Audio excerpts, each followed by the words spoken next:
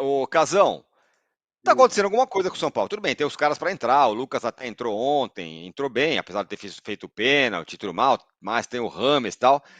Mas o que me parece, eu queria saber de você, é que o jogo do São Paulo tá virando um jogo ineficiente.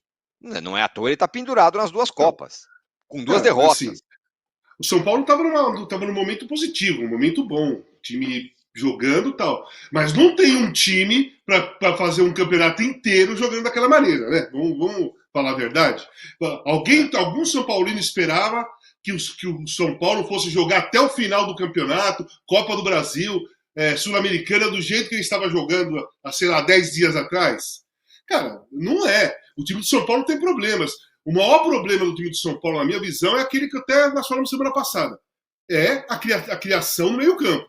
O Luciano, com a camisa 10, empaca o ataque. A bola cai no Luciano, ele toca para o lado. Ele sai para receber, ele toca para o outro lado. Eu não estou fazendo uma crítica ao Luciano diretamente, não. Porque ele não tem aquela característica. O Luciano é um atacante. Sempre foi um atacante e muito bom atacante. Finaliza muito bem, jogando perto da área. Mas ele ser o 10, não só da camisa, mas de posição no campo, para criar a jogada, não sai nada. Não é criação. O papel dele é ficar lá perto do Caleri, dupla de ataque, dois caras ali dentro da área, que vai preocupar pelo menos 4 defensores. O Luciano sai para receber, a defesa adversária não se preocupa. Só marca, só faz sombra. Não vai lá correr atrás dele. Ele não mexe a defesa. Então, com o Ramos Rodrigues entrando, com o Lucas entrando, vai dar. O Lucas ontem entrou, ele teve a infelicidade de fazer o pênalti, mas ele entrou numa intensidade completamente diferente dos outros jogadores. Ele partia para cima e os caras tinham que derrubar. Ninguém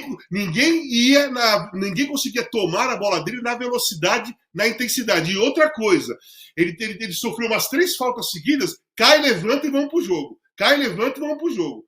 Não teve mão na canela rolando, não teve tapa na cara que não aconteceu, não teve nada disso. Talvez o Lucas faça bem, não só para o São Paulo, como para o futebol brasileiro também. Porque, por exemplo, o Hulk ontem fez um golaço lá do meio-campo, uma batida de bola fantástica, e depois disso só ficou no chão. Só toda dividida ele caía e ficava. Caía em todas as jogadas e reclamava do árbitro. Não é só o Hulk, eu estou dando o exemplo do Hulk, porque está sendo mais gritante. Mas isso acontece em todos os jogos do Campeonato Brasileiro. Todos os jogos do Campeonato Brasileiro. Todos. É. E em relação ao São Paulo, eu acho que o Ramos Rodrigues vai dar criatividade, de qualquer maneira, vai dar criatividade. Ele pode demorar para se entrosar, ele pode demorar para entrar no ritmo, mas ele é um jogador de criatividade. Então, uma bola enfiada, uma invenção de jogada vai acontecer. Isso vai acontecer nos pés do Ramos Rodrigues. E a intensidade do jogo do São Paulo vai aumentar. Os outros jogadores vão ter que mudar. Não vai ser o Lucas que vai perder o que ele adquiriu em 10 anos, em um mês. Não. O Lucas vai jogar no São Paulo como ele jogava a Premier League. Vai jogar daquele jeito. E o time do São Paulo, isso talvez ajude o time do São Paulo a sair dessa morosidade que tem, né? Toca para lá, devagar. A aceleração do Lucas vai fazer com que o time acompanhe o tipo de jogada dele. Né? Então eu acho que vai fazer bem para o São Paulo. E eu vejo o seguinte: a queda é super natural para um time que ainda não está formado perfeitamente. Não é o time trocou de treinador, não é as mesmas escolhas dos jogadores, o treinador está ali para fazer. Então chegou 2 caras que ele vai montar um time ainda. E esse time vai oscilar. Se Palmeiras e Flamengo, gente, que tem já praticamente o mesmo elenco, principalmente o Palmeiras, o mesmo elenco de todos os títulos que ganhou, não consegue andar, não está conseguindo andar esse ano e oscila pra caramba, por que o São Paulo não iria oscilar? É normal a oscilação do São Paulo.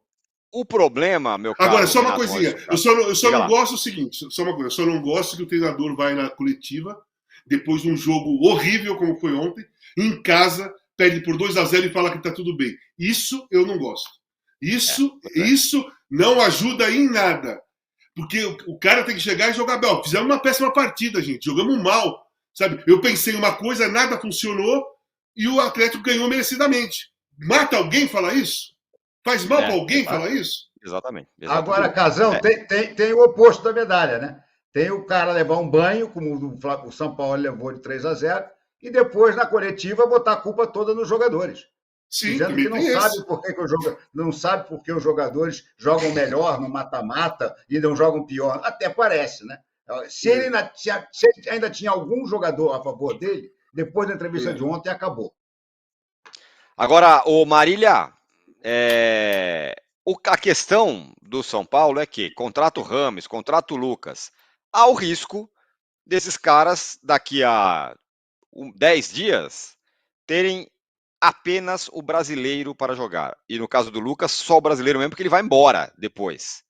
Aí é realmente uma cacetada dura, né? Você ter só o brasileiro uma vez por semana para esses caras jogar, ainda mais o Lucas.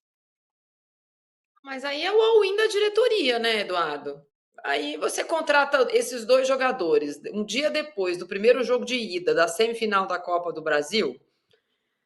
Aí é um preço a se pagar. Eu acho que tem um ganho técnico óbvio. Acho, como disse o Renato, talvez esteja muito em cima da hora. Eu discordo um pouco das análises que o São Paulo trouxe quando podia trazer. Está bem claro que o São Paulo acelerou uma conversa, um namoro que vem de antes. Se havia um diagnóstico no São Paulo que faltava esse jogador diferente, não precisava ser o Renato Augusto a fazer 2 gols para o São Paulo acelerar qualquer processo. Faz tempo dessa história do Lucas falar que quer ficar um tempo no Morumbi ou quer voltar a jogar no São Paulo. Essa conversa dele jogar o segundo semestre, porque agora não são nem 6 meses, são 4. Não importa o que ele vai jogar, é 4 meses. Ele jogou no dia 6 de agosto e o campeonato termina no dia 4 de dezembro.